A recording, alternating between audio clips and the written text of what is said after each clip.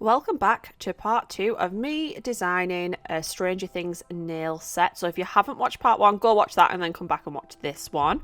And I hope there's not too many spoiler alerts in here if you haven't watched Stranger Things. So don't shout at me if there is. You should go and watch it. Go watch Stranger Things, then come back. Okay, so we're going to start off with this nail, and this one is going to be Steve's car after it crashes into the wall in the upside down. So I'm actually making the bumper of the car 3D. I thought this would look quite cool.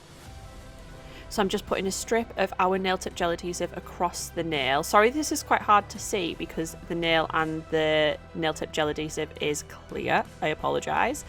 But I'm just going in with a silicone tool, just a flat one. And if you don't remember from part 1, I was telling you how if you use gel res with this, it stops everything from sticking. So I'm just going in and I've made it as square as possible, and I'm just going to go in and put in some lines for the details in the bumper and the lights and that kind of stuff. Now that's cured for 60 seconds. I'm going to use Cabernet, and Cabernet is going to be our colour for the car, because I thought Steve's car was black. That was what I had in my memory. And then when I started looking at reference images, it's actually like a maroony colour. So this is just the first coat of this, which is why it looks a bit lighter, and I'll go in with 2 coats. So I just want to make sure this is fully covered all the way around.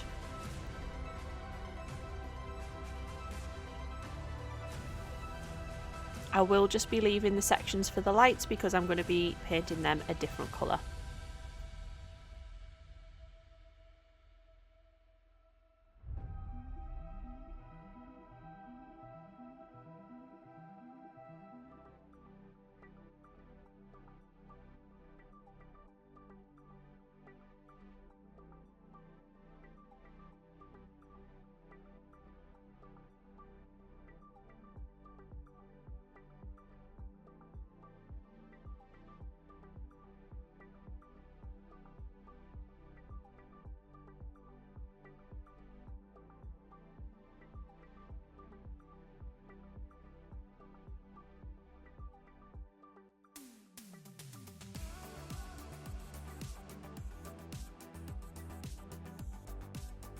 I've cured that for 60 seconds, and I'm just going in with the second layer just to make sure it's fully covered, because with it being see-through, you get all of the light and everything glowing through it, so it makes it a bit more obvious if it's not totally opaque.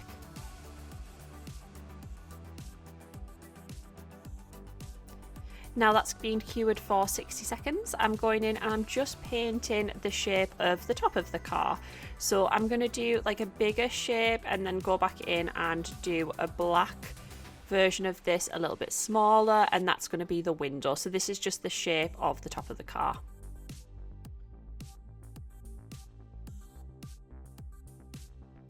I'm just going to fill all of that in before I cure it.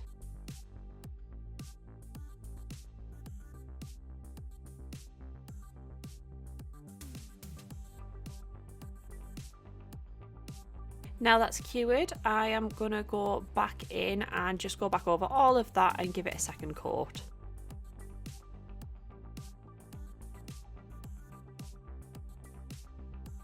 Cure that again and then serious black, and like I said earlier, we're just going to do a little window. So we're just doing exactly the same shape but a bit smaller on the inside of that top of the car. And we're just using a fine detail brush to do this because everything on these nails is teeny tiny, and we need the smallest brushes ever to be able to do the designs on them.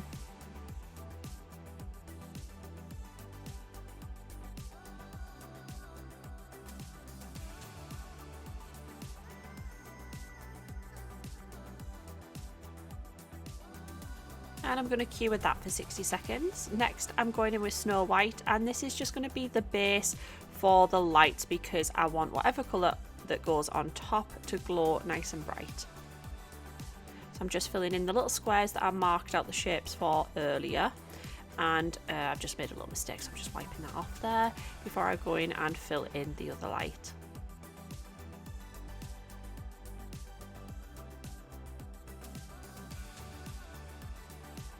Next, I'm going back in with Cabernet, and that's going to be the colour for the lights. It's just going to be nice and bright, a bit brighter than the colour of the car.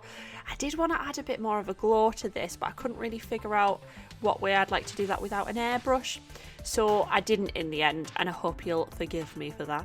But I'm just going back in with Snow White, and I just wanted to put some little details around the lights, but it went on a little bit thick on that first light, so I will wipe that off, and I'm just going back in again to add in those details.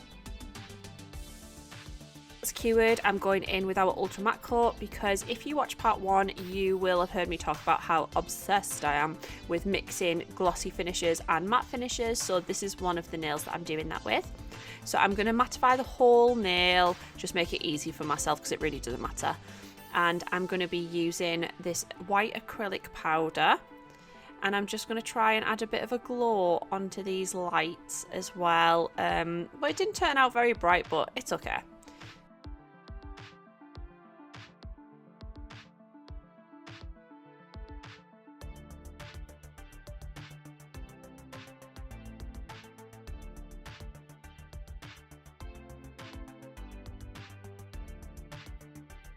I just wanted them to have a little bit of a glow. Anyway, next I'm going in with one of our liquid silver gels. As you can see, it does look like liquid metal. And I'm just going to add in some of the details that would be on the car. Like, I did have a reference image that I used, and it did have some chrome metal detailing around the car, so I thought it would look cool to do that on here. This is such a good product if you aren't particularly confident with chrome, because if you were to do this in chrome you'd have to isolate it, and it's a little bit more complicated and tricky to make sure you don't get chrome on anything else. So we brought out this product to make that a little bit easier for you. So you can just paint it on and that's the end of it. You don't have to isolate anything, you don't have to buff anything down, use a special top coat or anything like that.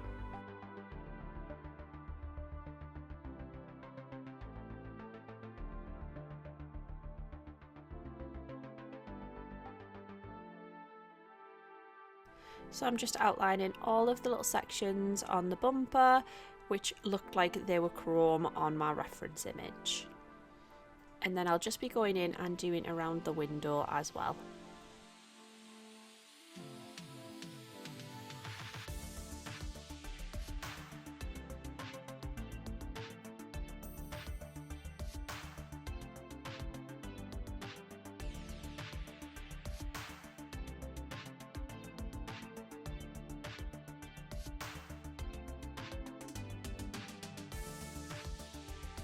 Pop that in the lamp to cure for 60 seconds before going in with our nail tip gel adhesive, and this is going to make the texture of the wall. So if you know which bit I'm on about, it's the wall in the upside down, and it looks like it's all these tendrils and tentacles and that kind of thing, like roots of trees. That's what it kind of looks like, all overlapping in different directions, and it's a bit gruesome and creepy. So what I'm going to do is I'm going to put a thin layer of this all over the nail around the car, and then I'm going to go back in with the same tool and I'm going to be putting in some lines which will make it look like those tendrils are around the car and kind of encapsulating it. So here I am just adding in some of those lines, and you can see the kind of effect we're going for. We just want it to look like it's all kind of wrapped around. And I think later on I might actually put in some extra ones which add in another element of 3D into there. And I'm making sure that these are tucked around the nail as well. I don't want it to just be on top. I want you to be able to see the texture at the side too. And again, just use some gel res if you're worried about it sticking.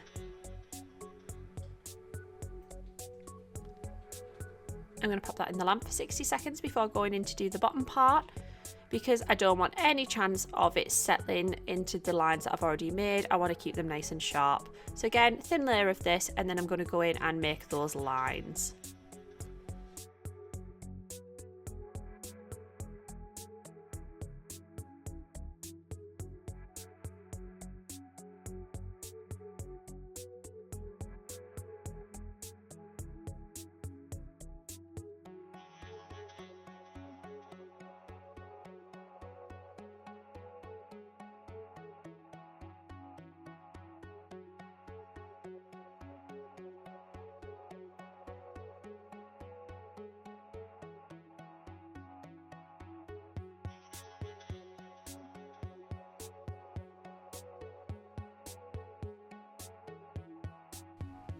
Once I'm happy with that, I'm going to cure it again.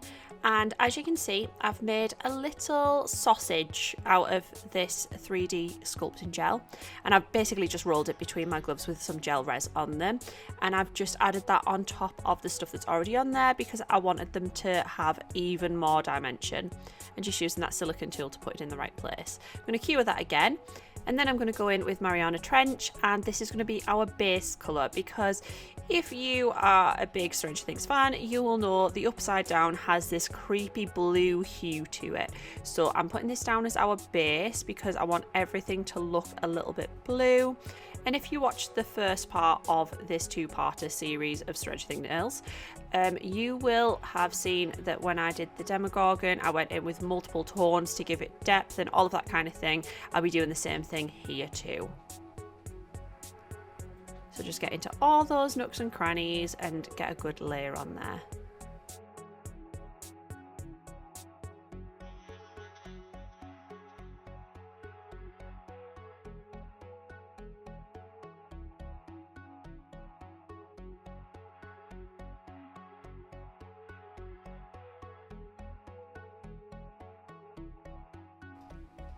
When I'm happy with that, I'm going to cure it for 60 seconds before moving on to the next bit.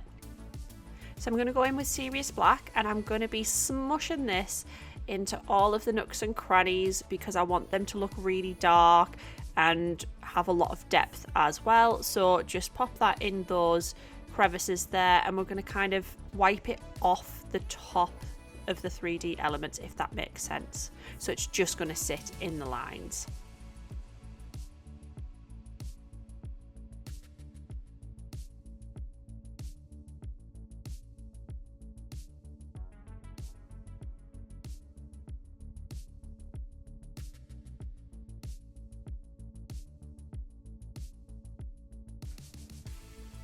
I'm just going in and adding a shadow under this bit so it looks like there's a bit of a shadow on the car too.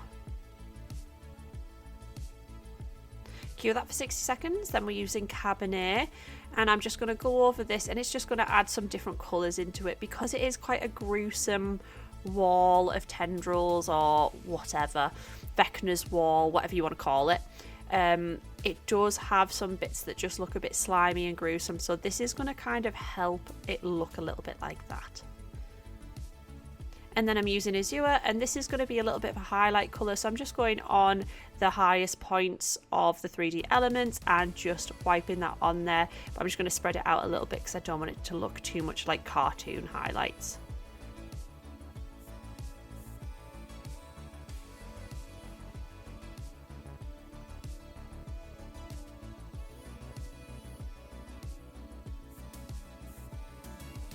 Cure that for 60 seconds, and then I'm going in with some top coat mixed with Snow White again, and this is to add in those little speckles that are flying around in the air in the Upside Down, which they still haven't told us exactly what that is, have they? Or did I miss that in the show?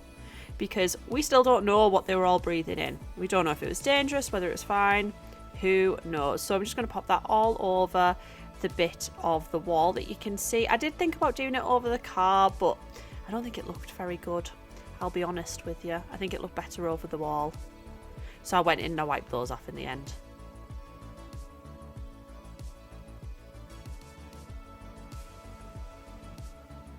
Now I'm just going to go in with some top coat, and I'm just going to be top coating over the wall because I'm going to keep the car matte, but I will be filling in the window so the window looks reflective.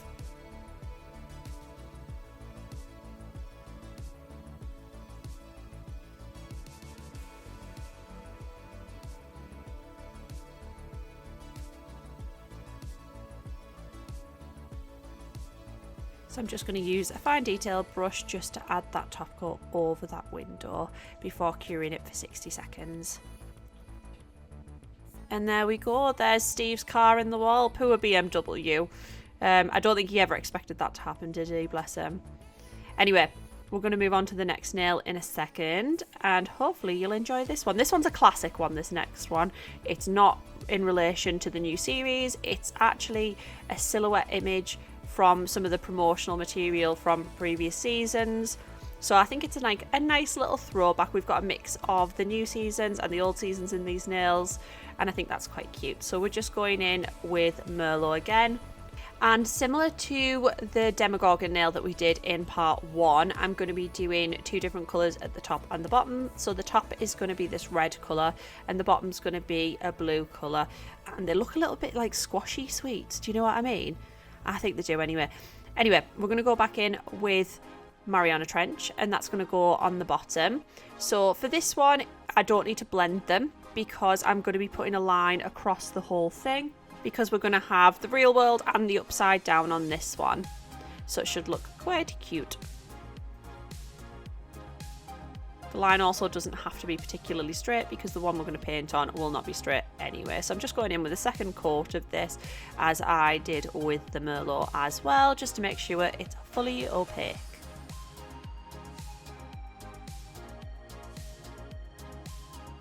Once that's cured, I'm going in with matte coat because this full nail is going to be matte. I think it'll look quite good looking a little bit chalky, so we're just going to do this all over the base.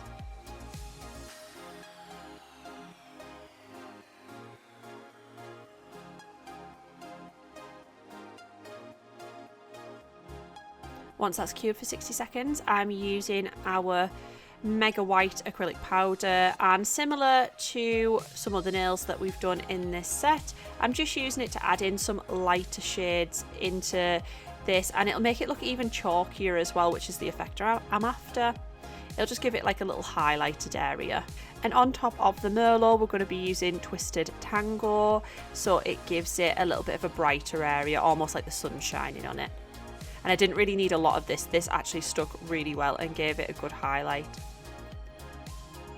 Next, I'm going to use Queen of Hearts because I just wanted to add in a little bit more depth around the edges of this nail because that orange was quite bright. So I'm just going right around the edge with that one.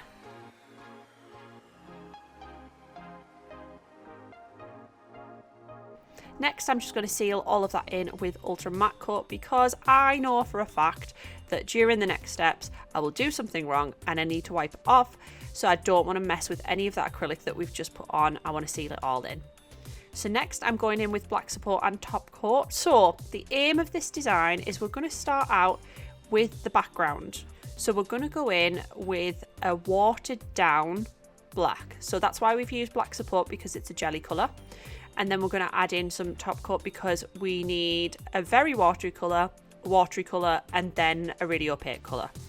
So this is the really, really watery colour. So we're just going to do some mountains. We're going to do the stuff that's really far behind in the distance, and everything that's in the foreground will be a lot more opaque.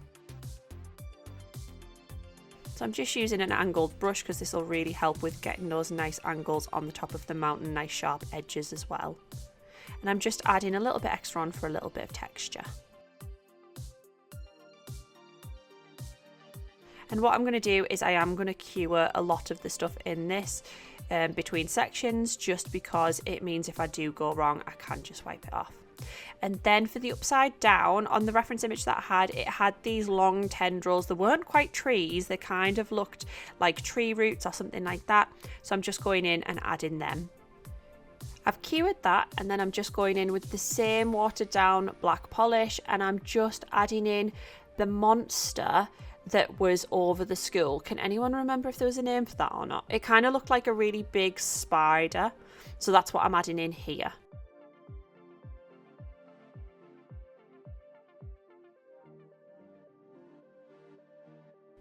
Next, I'm using black support just on its own, and this is going to be the next layer. So I'm going to add in some trees on this one. So I'm just starting off with the line, and on the reference image, they're really quite sparse. They've got some branches and leaves at the top, but the bottom of them is literally just the tree trunk.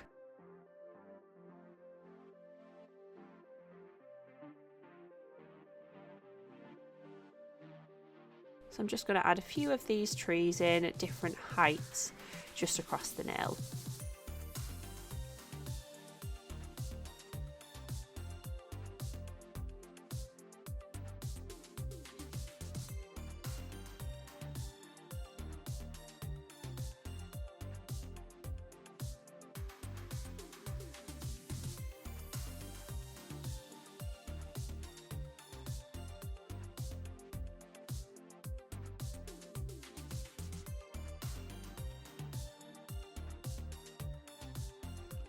And for the upside down, on the reference image, that just had these kind of swirly long branches that looked a little bit like hands, so I'm just adding in some things that look a little bit like that too.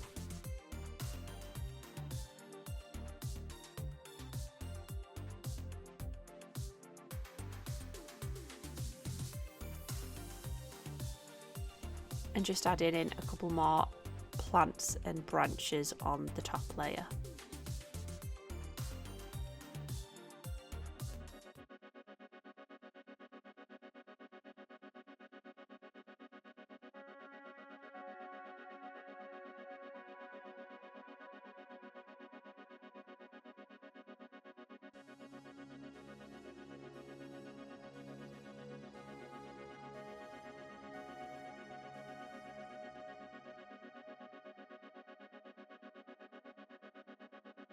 Now that's cured for 60 seconds, I'm going back in with our Ultra Matte Coat and I'm just going over all of this. And I'm partially doing this just because I know I'm going to be doing some really fine detail work. And if you do it on a matte layer, it's less likely to slide about and move. So I'm just giving myself the best possible chance here. And I'm going in with Serious Black, and this is going to be all of the stuff that's in the foreground. So I'm going to be trying to do a bike, and I have to say this was giving me such anxiety before I did it. And then I had a little reference image and I just worked off that, and it actually came out really well. Sometimes you doubt your own art skills and then you start doing stuff and you're like, actually I'm alright at this. And this was one of those moments.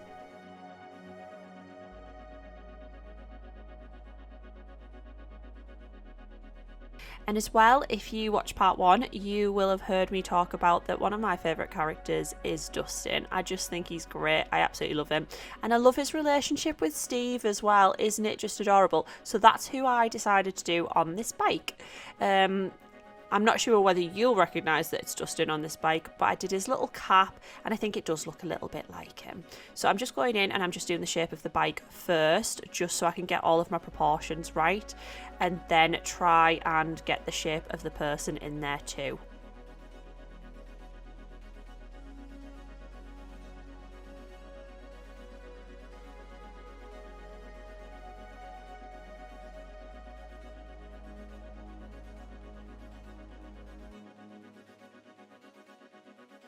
So I'm just starting off with his little cap at the top and then just trying to go in with the shape of his face and his back and all of that kind of thing to try and get the proportions where I need them to be.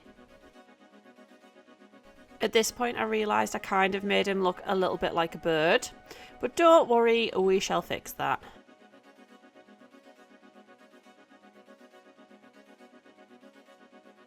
So I have gone in and wiped that little bit off because I realised that all of the shapes were just kind of merging into one. So I decided to start with his head and his back and that kind of area just to get the shape of his body right, and then I'm going to add in the little cap afterwards.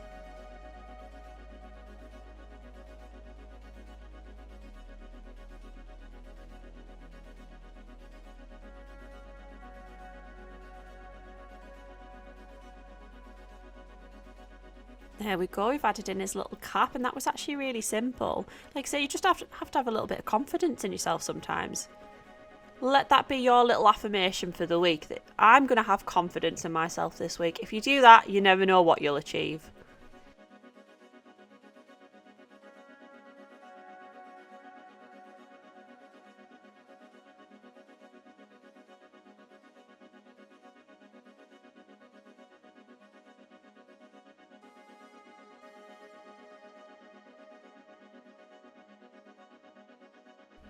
I've decided to go back in and add some of the Serious Black over some of the trees just to bring them more into the foreground as well.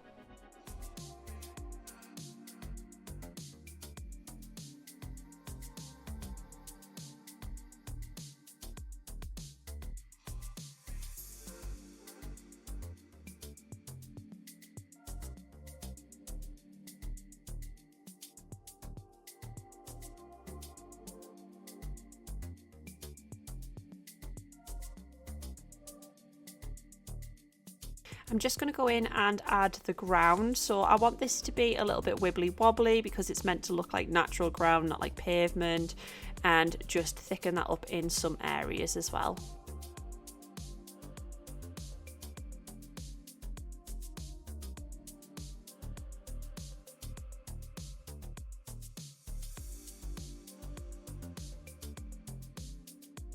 I've cured that for 60 seconds just in case the next bit goes horribly wrong. So I am going to try and do a Demogorgon.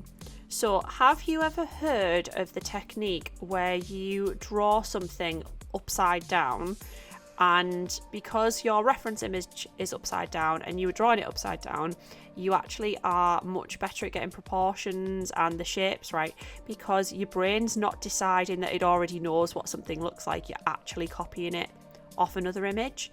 So this is kind of the technique I was doing here. I could have flipped everything around the right way, but I thought I'm going to try this, and to be honest, it was a lot of fun and the proportions turned out really well on it as well.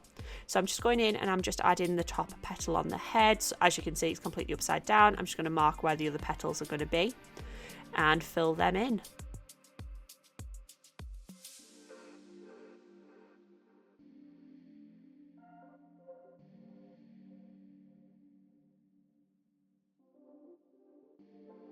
So the one bit I was dreading about doing on the Demogorgon was specifically its hands, because hands are like notoriously hard to do. But because this was a silhouette, it wasn't too bad. So I went in and I just placed where I thought the arms should go, because you don't want them stuck right down the side. You want them to look like they're off the body a little bit. And then the hands kind of were a bit more like claws, so it was actually a lot easier.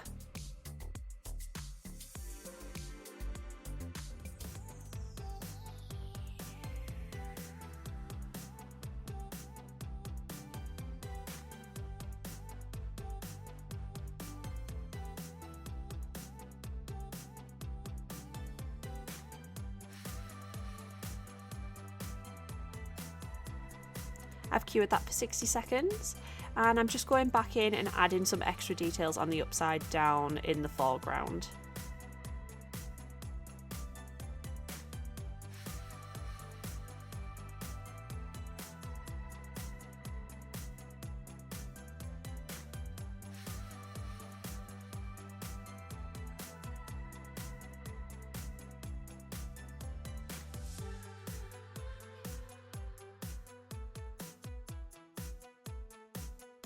Next, I'm using another mix of top coat and Snow White, and I'm just going to be making a moon on this one.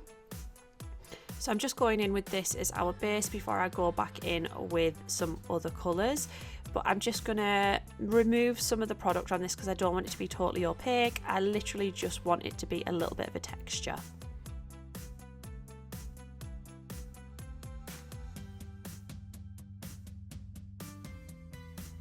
And then I'm using that same mix and I'm just adding in some more of those little speckles to look like the dust in the upside down.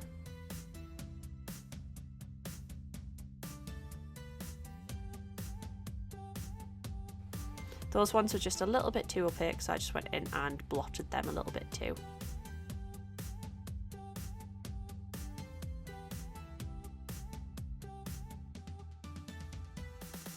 I've cured that again and I'm going in with Black Support, our jelly polish, which I used earlier, and I'm just going around the moon because I want it to have a bit more depth.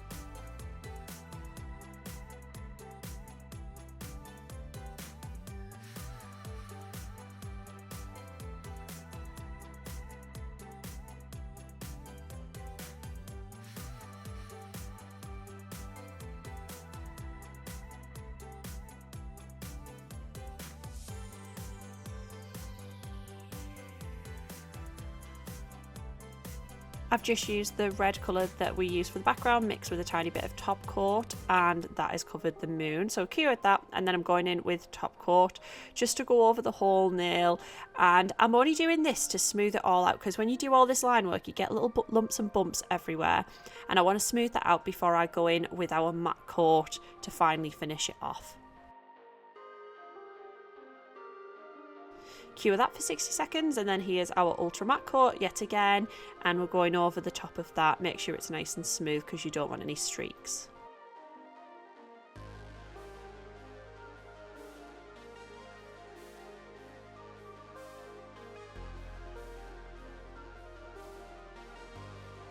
And there we have it, there's our silhouette nail.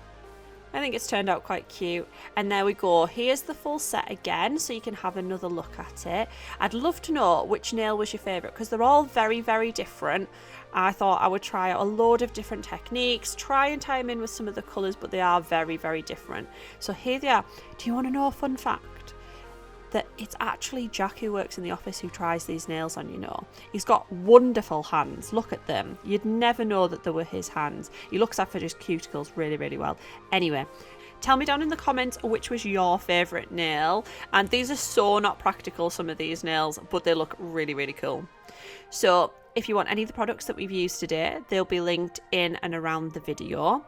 And we hope to see you next time, guys. Thanks so much for watching. See you later. Bye.